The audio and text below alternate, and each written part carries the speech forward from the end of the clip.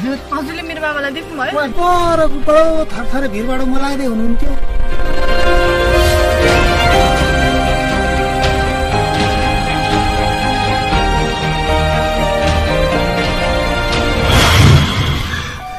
बाबा तपाईँ यहाँ किन? म मरिहालेँ भने त नरोइ छोरी।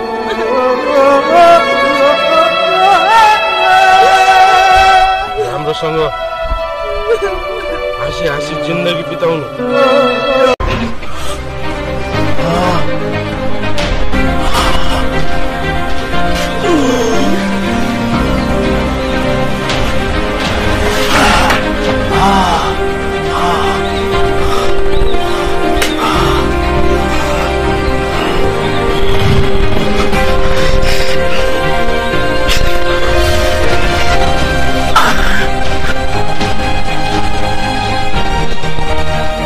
साला पैसा बचाउनलाई नाटक गर्दैछ। साला घरमा छैन।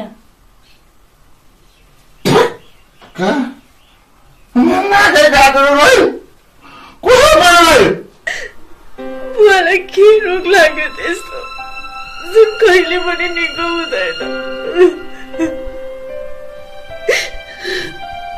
तर अब कुनै न कुनै दिन त निको होला नि है। भगवान छ नि हाम्रो साथमा। सबैले हामीलाई हेला गरे पनि भगवानले कहिले पनि हेला गर्दैन। किनभने हजुरको आशीर्वाद हामीसँग सधैँ रहिरहनेछ।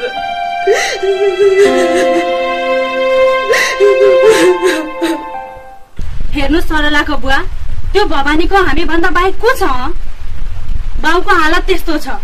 अस्ति जंगलमा पनि त्यस्तो घटना घटेछ। कमसे कम अरू केही नभए पनि आफन्त भएको नाताले सान्त्वना दिन जान त सकिन्छ नि।